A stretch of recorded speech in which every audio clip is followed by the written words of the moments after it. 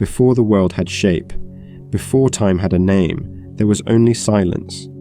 And from that silence came stories, stories of gods and monsters, of love and betrayal, of heroes who rose and fell beneath a watchful sky. In this gentle journey, we'll drift through the full history of Greek mythology, from the first breath of chaos to the timeless whispers that still echo through our dreams.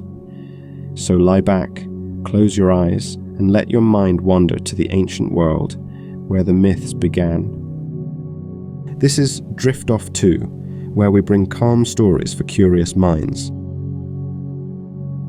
Chapter 1. In the beginning, chaos and the birth of the cosmos. Before the stars blinked into the heavens, before the earth knew wind or water, there was only chaos. Not a place, nor a being, but a vast and silent emptiness, the still breath before creation, a void of infinite possibility. From this void stirred the first stirrings of existence. Out of chaos came Gaia, the earth, warm and nurturing, the ancient mother of all. Alongside her came Tartarus, the yawning abyss beneath the world, deep and dreadful. And there too was Eros, the tender spark of desire and union. Then came Nyx, the night, cloaked in velvet shadows, and Erebus, the darkness of the deep. One by one, these primordial beings gave shape to a cosmos that had never known form. Night and day were born, soft opposites that danced across time, bringing rhythm to the world. From Gaia's fertile soil rose Uranus, the sky, and when he stretched above her, the earth and sky were bound in embrace. From their union sprang the Titans, 12 immense beings who embodied the elements of the world. Oceanus, who flowed endlessly around the edges of the earth.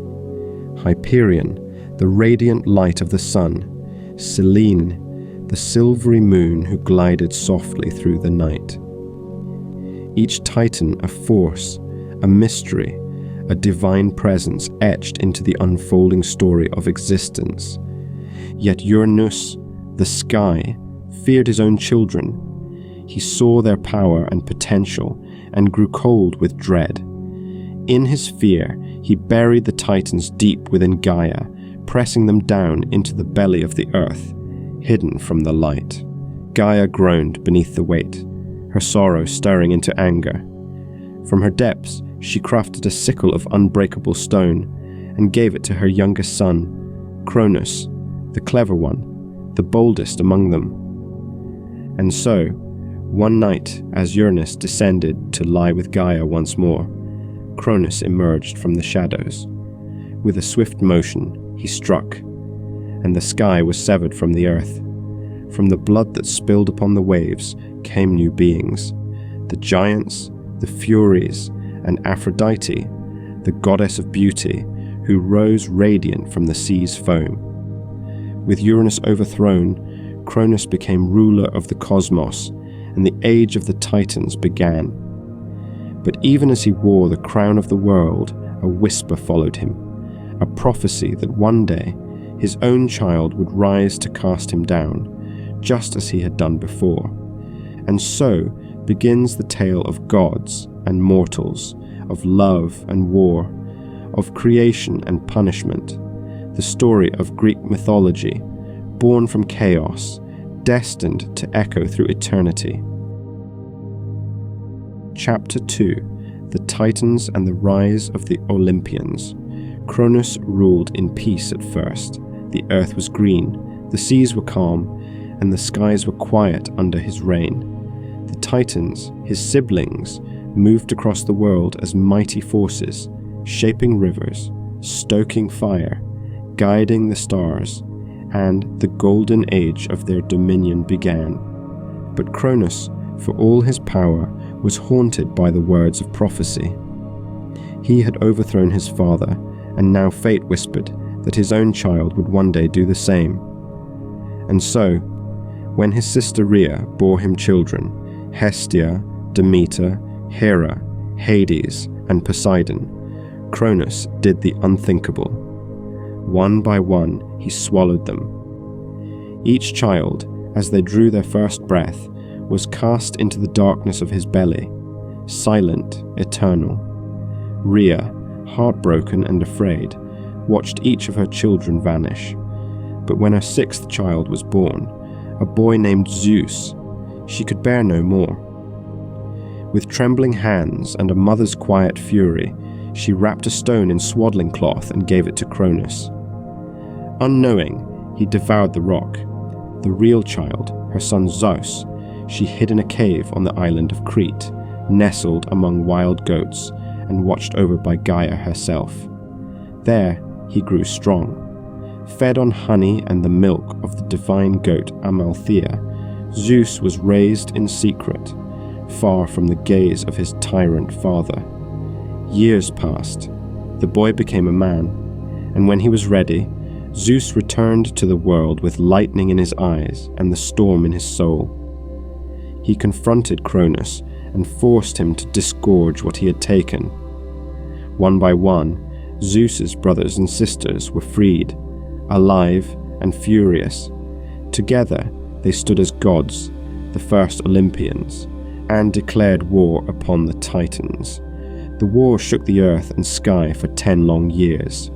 Titans clashed with gods, mountains were torn asunder, and seas boiled with fury. To turn the tide, Zeus freed the ancient allies imprisoned deep beneath the world, the 100-handed ones and the Cyclopes. In gratitude, the Cyclopes forged divine weapons, a thunderbolt for Zeus, a trident for Poseidon, and a helm of invisibility for Hades. Armed with these gifts, the gods rose like a storm. Cronus and his siblings were finally defeated and cast down into Tartarus, the dark pit beneath the earth, where they would remain, bound in chains and shadow. Only a few titans were spared: Themis, the titaness of divine law, and Prometheus, who had chosen to stand with Zeus. And so the world passed from the age of titans to the age of gods.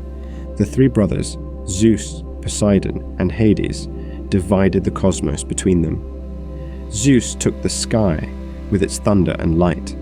Poseidon claimed the sea, vast and deep, and Hades descended to the underworld to rule over the souls of the dead.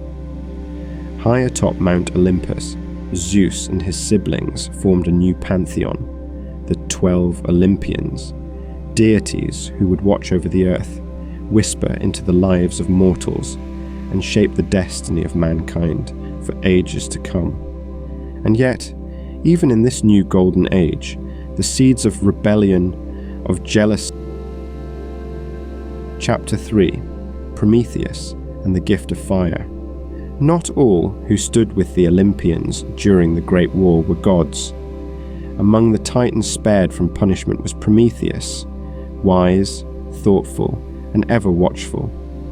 While many of his kin were imprisoned in Tartarus, Prometheus walked the earth freely, yet his mind wandered often to something greater.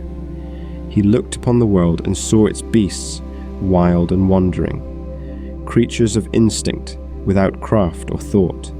But Prometheus saw potential in them. He envisioned something more, something like the gods, but rooted in the soil of earth.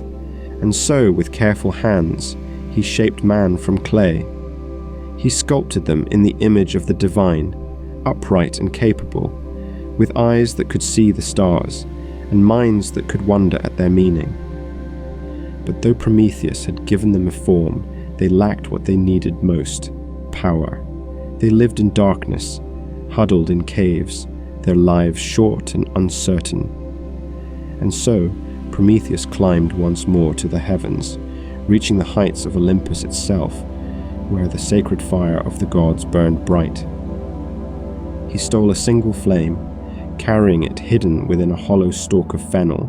He descended to the earth and gave fire to mankind. With it came warmth, protection, and light. Soon, man was crafting tools, cooking food, forging metal, and lifting their eyes towards civilization. But fire was not just a flame. It was knowledge. It was the power of creation and of destruction. Zeus looked down from Olympus and saw the fire flickering across the earth. He knew at once what had been done. Infuriated, Zeus decreed a punishment not only for mankind, but for Prometheus himself. The Titan was seized and bound to a lonely crag at the edge of the world. There he was chained, unyielding, to the cold rock. Each morning, an eagle, the symbol of Zeus, descended to feast upon Prometheus's liver, and each night it would grow back, only to be torn away again with the rising sun.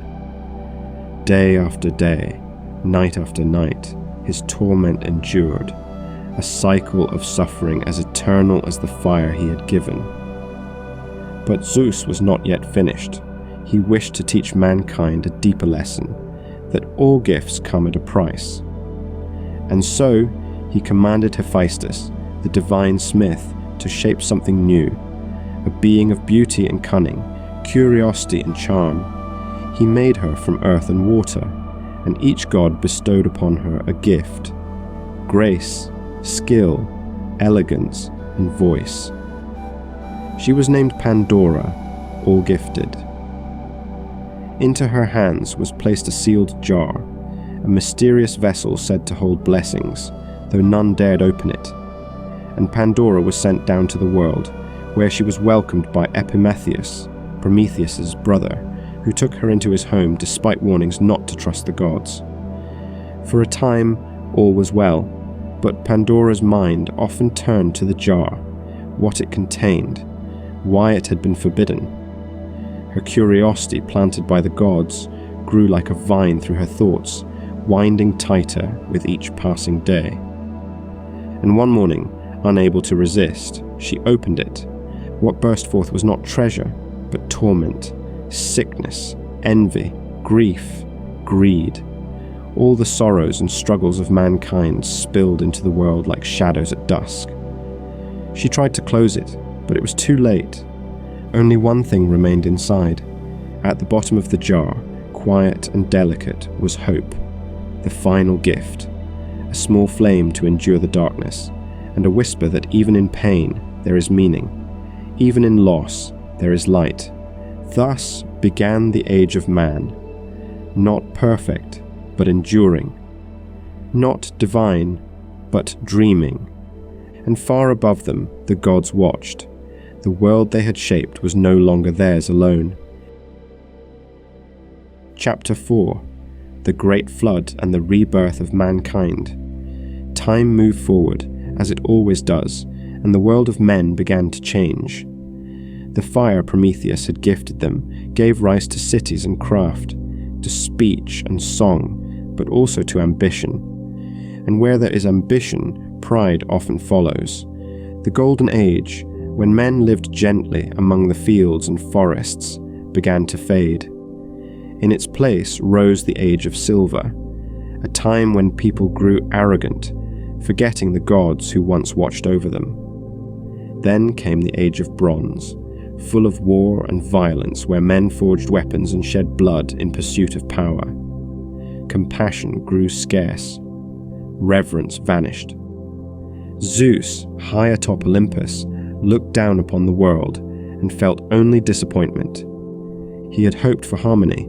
He saw only chaos, and so, with a heavy heart, he resolved to begin again, not with lightning or fire, but with water, endless, cleansing, unstoppable.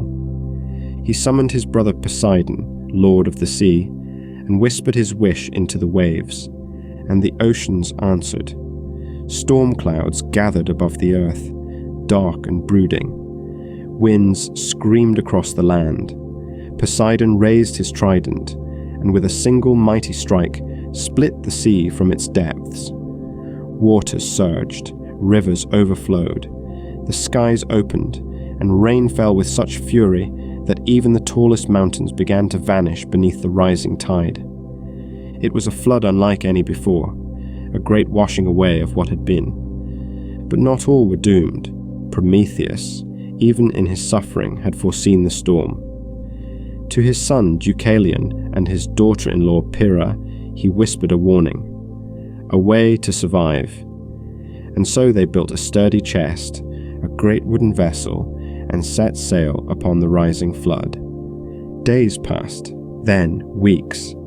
The sky and sea became one, grey and endless. All around them, the world was silent, drowned beneath the waters.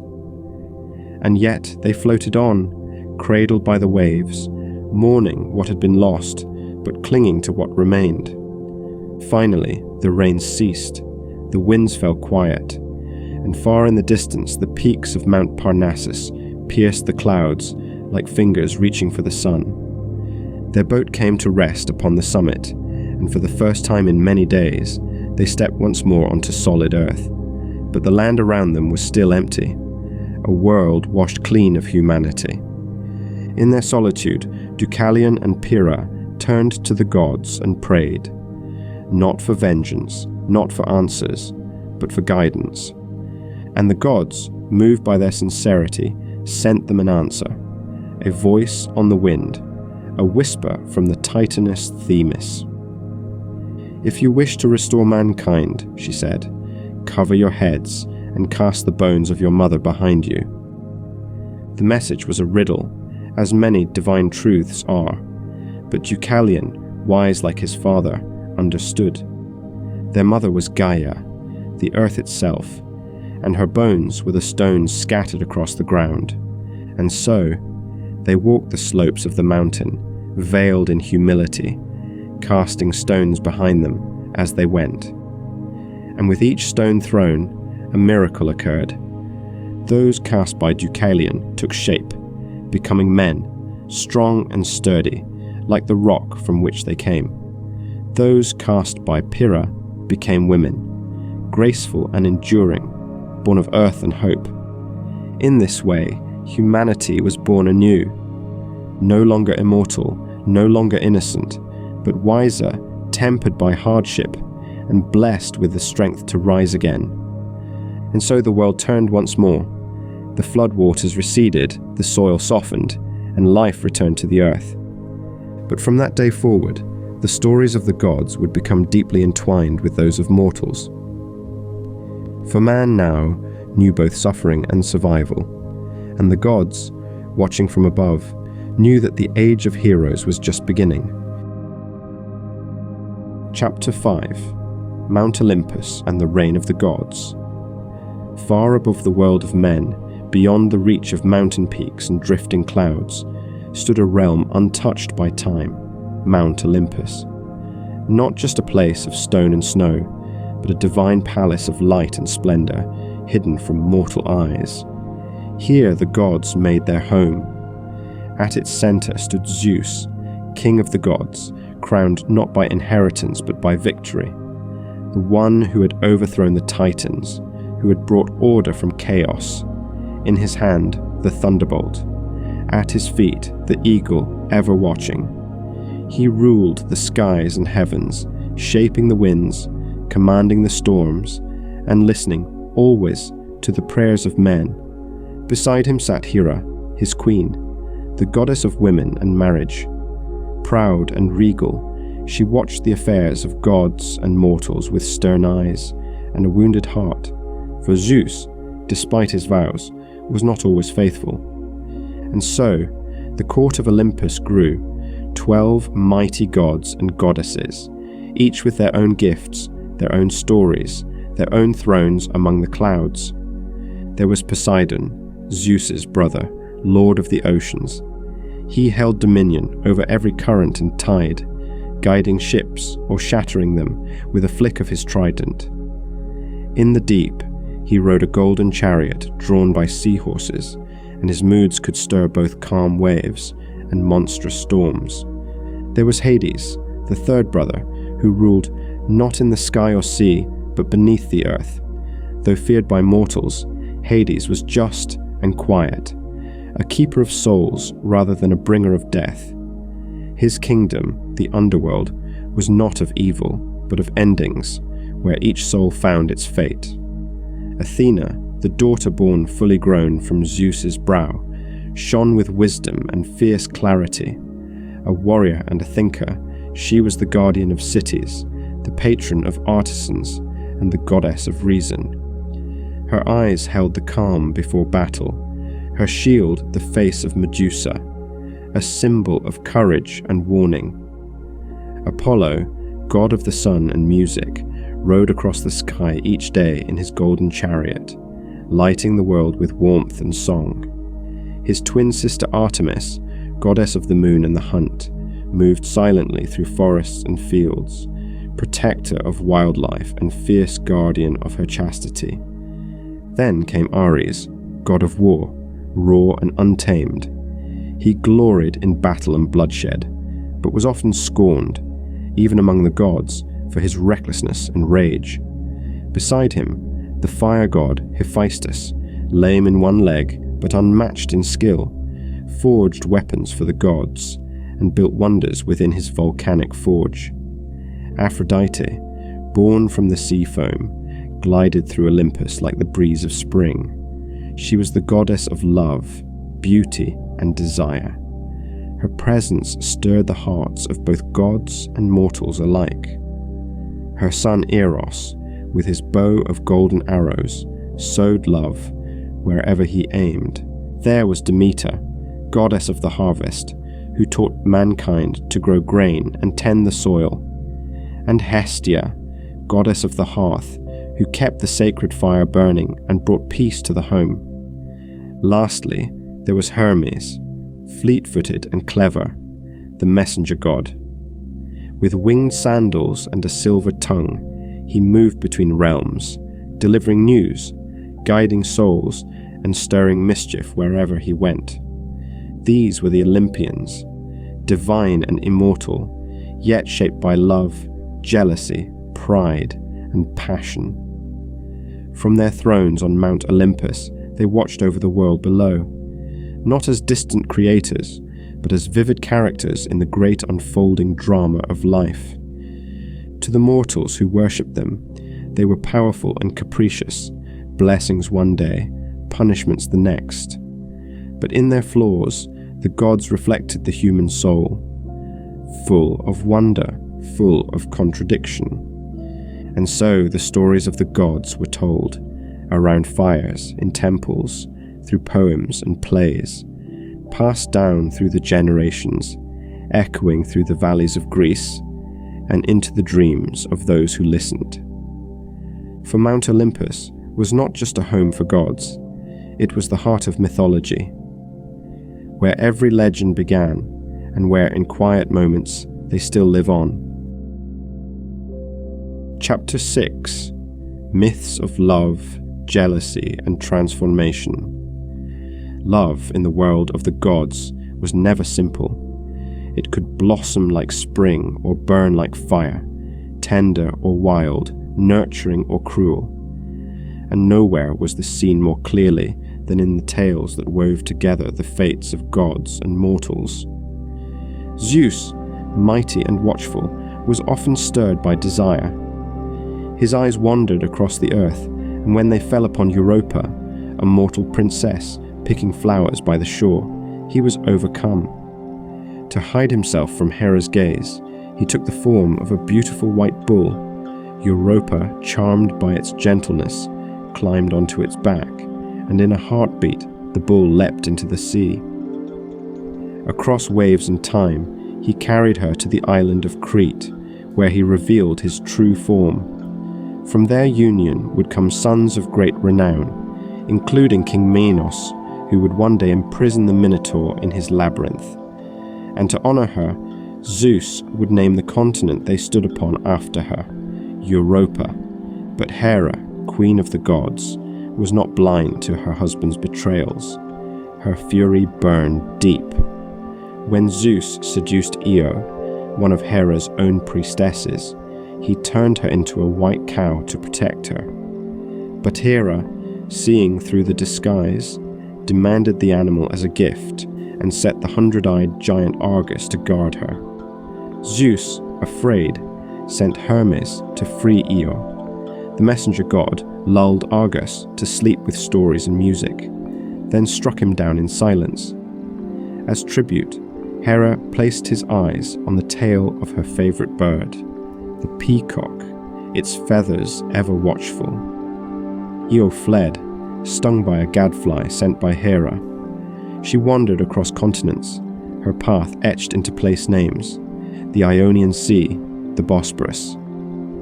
At last, she reached Egypt, where Zeus restored her form. Her descendants would shape history: Perseus, Heracles, heroes born from her suffering. Not all love was tragic, but even the gentlest stories held shadows.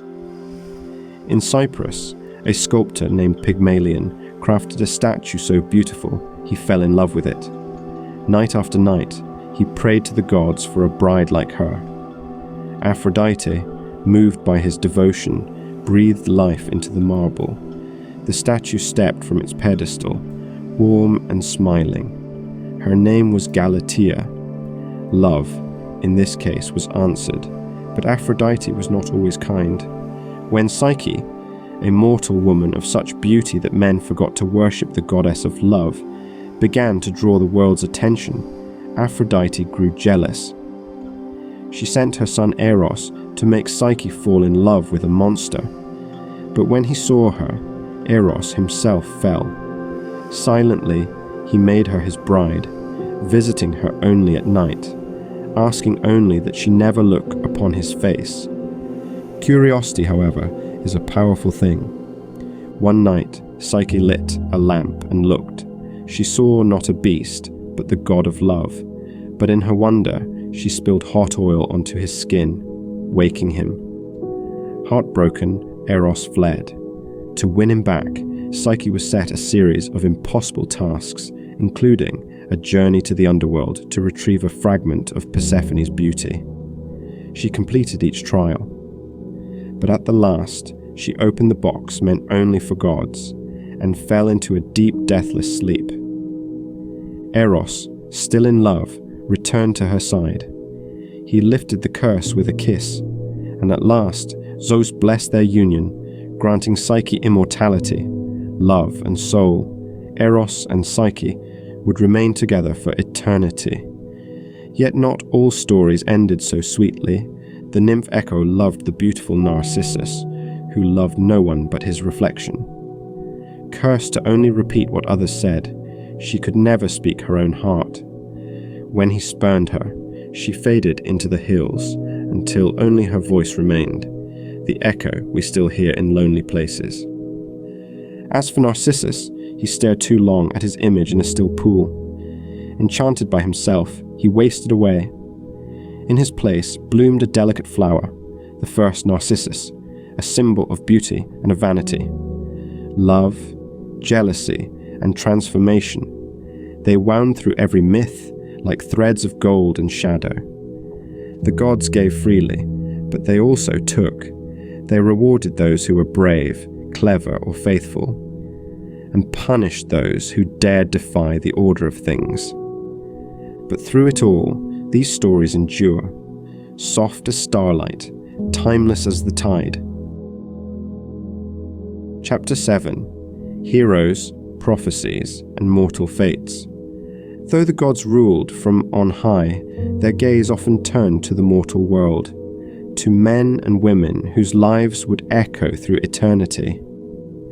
For in the age after the flood, the world was not only shaped by gods, but by heroes, those rare mortals who stood between heaven and earth, touched by destiny, driven by courage, and marked by prophecy. Among the first was Cadmus, brother to Europa, who wandered far in search of his sister, taken by Zeus. His quest led him not to her, but to the oracle of Delphi, who whispered a different fate. "Follow the sacred cow," she said, "and where it lays to rest, build your city." So he wandered, step by patient step, through wild lands until the cow lay down in the fields of Boeotia. There he founded Thebes, a city that would become a stage for many myths. But his journey did not end in bricks and stone. Near a spring sacred to Ares, a dragon coiled, fierce and ancient.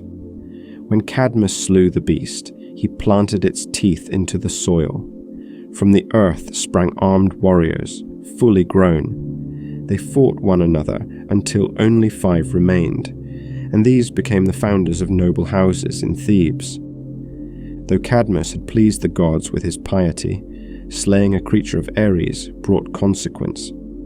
He was forced into years of servitude to the war god, repaying blood with obedience. Yet even after his freedom was won, sorrow followed Cadmus. He wed Harmonia, daughter of Ares and Aphrodite, and received from Hephaestus a cursed necklace, beautiful, but fated to bring ruin to all who possessed it. And so it did. Their descendants, touched by misfortune, would suffer madness, betrayal, and death. Among them was Oedipus, the 7th king of Thebes, a name whispered in every tragedy. At birth it was prophesied that he would kill his father and wed his mother. In horror, his parents abandoned him, but fate, once spoken, cannot be silenced. Raised by strangers, Oedipus would one day meet a man on the road and, in anger, strike him down, not knowing he had killed his own father. Later, he would solve the riddle of the Sphinx and be welcomed into Thebes as a savior and as husband to its queen, his mother Jocasta. The truth unraveled slowly, as all dark truths do. And when it came, Jocasta took her life, and Oedipus, struck blind by despair, wandered the world, not as a king, but as a lesson that even the greatest among mortals cannot escape fate. Another hero, Perseus, was born of prophecy too. His mother Danae had been imprisoned in a bronze tower to prevent her from bearing a child, for it was foretold that her son would bring about the death of her father, the king. But Zeus, in the form of golden light, visited her, and from that union Perseus was born. Set adrift upon the sea in a wooden chest, Perseus would survive, grow strong, and one day be tasked with a quest impossible for any man, to slay Medusa, the Gorgon with serpents for hair, and a gaze that turned all who met her eyes to stone. With help from the gods, a mirrored shield from Athena, winged sandals from Hermes, Perseus found her lair, crept silently, and struck true. Her head, still full of power, would later be used to save the innocent and defend the weak. From Medusa's severed neck sprang Pegasus, the winged horse, who would carry new heroes on their own journeys. These stories, of Cadmus, of Oedipus, of Perseus, are threads in a vast tapestry of human bravery, tragedy, and triumph. The gods may have stirred the winds, but the heroes walked through storms. They were loved and punished, helped and hindered, praised and mourned. And though mortal, they lived forever in tale and memory, their names etched into marble, their deeds sung by poets. For it is in their journeys that we find our own, the fears we face, the burdens we carry, the hopes we hold, even in the darkest night. Chapter 8. Hades and the Realm of the Dead. Beneath the earth, far from the songs of birds and the warmth of sunlight, lay a realm untouched by time, a shadowed kingdom where no mortal could walk and return unchanged. This was the underworld, ruled not by darkness alone, but by a quiet and ancient god, Hades. Hades, brother of Zeus and Poseidon, did not rule the storms nor stir the seas. Instead, he kept the realm of endings, the resting place of all who had drawn breath. Though feared by many, he was no villain, nor cruel by nature. His role was solemn, his purpose divine, to receive the dead and guard their peace. The path to the underworld began at the river Styx, black and slow-moving, its surface reflecting not light, but memory. Souls of the newly dead gathered there, waiting in silence. Only those buried with a coin beneath their tongue could pay Charon, the ancient ferryman, to carry them across. Those who could not pay wandered the banks for 100 years, lost in limbo, a reminder that even in death, the forgotten still seek passage. Across the river, a towering gate of stone and shadow marked the threshold, guarded by Cerberus, the three-headed hound. His snarls echoed through the cavern halls, a warning to any who would try to escape. Beyond, the realm of Hades stretched wide, not of fire and torment alone, but a mosaic of places, each echoing the lives that had been lived. There were the fields of asphodel, grey and still, where most souls drifted without pain or joy. These were the common dead, neither heroes nor villains, simply people remembered and then forgotten. For the virtuous, for those who had loved well, fought nobly, or shown great wisdom, there was Elysium, a paradise of green fields and gentle skies, where music played and peace was eternal. Here the air was soft and the stars never dimmed, and within Elysium, across a silver shore, lay the Isle of the Blessed, a sacred refuge for the greatest of all. Achilles, Helen, Orpheus, their names whispered in the winds that carried across the waters. But not all souls knew such grace. The deepest region, Tartarus, was a place of unyielding punishment, not for ordinary sins, but for great offences against the gods. Here, the Titans who had defied Zeus were imprisoned, bound in chains forged from the bones of the world. Here was Tantalus, forever thirsty, standing in water that receded with every sip, and hungry beneath fruit he could never reach. Here was Sisyphus, pushing a boulder up a hill, only for it to roll back each time, his struggle endless. The Furies, ancient spirits of vengeance, stalked these halls. With eyes like burning coals and hair like writhing snakes, they hunted those who had spilled family blood, tormenting their minds until they were driven to madness. And yet, even in this solemn realm, there were moments of tenderness. Persephone, queen of the dead and wife of Hades, brought a soft beauty to the shadowed halls. Though stolen from the living world by her husband, she found a strange power in her new role. For half the year, she walked among the shades. For the other half, she returned to the earth, and with her, the spring. Together, she and Hades ruled not as tyrants, but as stewards, guardians of the cycle of life and death, ensuring that every soul found its place. And then there was Orpheus, whose music softened even the hearts of stone. When his beloved Eurydice died, he descended into the underworld, lyre in hand. He played for the dead, and the dead listened. Charon wept. Cerberus lay down to sleep. Hades and Persephone, moved by his grief, granted him a chance to reclaim her, on one condition, that he lead her out without once looking back. Through shadowed tunnels they climbed, Orpheus ahead, Eurydice behind, her footsteps a whisper in the dark. But just before the light of the world returned, doubt crept into his heart. He turned, and she vanished, taken once more. It was a lesson older than time, that love is powerful, but trust is what carries it home.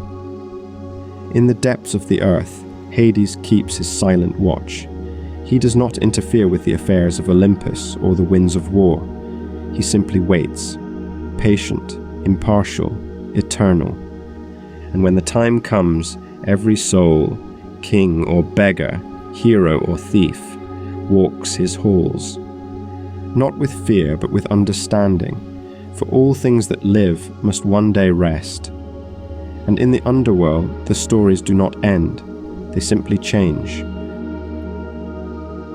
Chapter 9. The Lessons of the Myths. Punishment, Wisdom, and Hope. The myths of ancient Greece were never just stories. Beneath every tale of thunder and flame, of love lost or battles won, was something quieter, a lesson. A whisper meant not only for kings and warriors, but for every soul who sat by the fire and listened. Some lessons were stern, reminders of balance and respect. Prometheus, who defied the gods to give fire to mankind, paid for his defiance with eternal torment. Sisyphus, who cheated death not once but twice, spent forever pushing a boulder uphill. And Tantalus, who betrayed the sacred bond of hospitality, was cursed to hunger and thirst without end. Even beauty bore a cost. Narcissus, so enchanted by his reflection, could love no one else.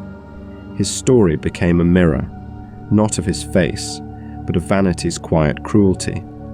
And Arachne, who dared to challenge the goddess Athena in the art of weaving, spun a tapestry too perfect, too bold. In anger or pity, the goddess transformed her into a spider, her skill eternal, but her form forever changed. The gods could be generous, but they were never to be mocked, ignored, or defied. And yet, not every myth ended in ruin. Many were full of wonder, of growth, of transformation. Persephone's tale brought not only loss, but the rhythm of seasons, a reminder that death is not the end, but a pause before renewal. Demeter, grieving for her daughter, caused winter to fall. But when Persephone rose again, so did the flowers, the wheat, the bees, the world reborn each spring. In sorrow there was balance. In return there was hope. Hope, that fragile flame at the bottom of Pandora's jar, appears again and again, sometimes quietly, sometimes shining brightly through the darkest tales. Psyche's love endured every trial. Her faith faltered, yes, but her determination carried her through the underworld and back.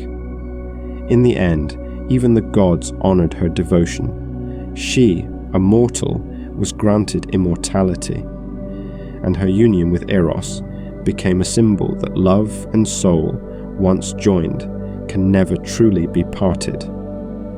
Orpheus lost Eurydice, but in his music, her memory lived on. He sang her name into eternity, and in doing so, taught the world that beauty and grief are often born from the same breath. These myths, however distant they seem, filled with winged horses and golden apples, shape-shifting gods and cursed kings, speak to something deep and familiar.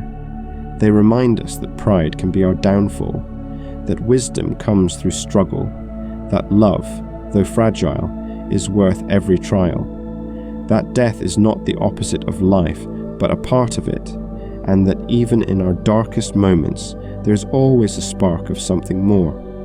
In these stories, the Greeks captured the whole of the human experience: joy and sorrow, triumph and failure, creation and destruction.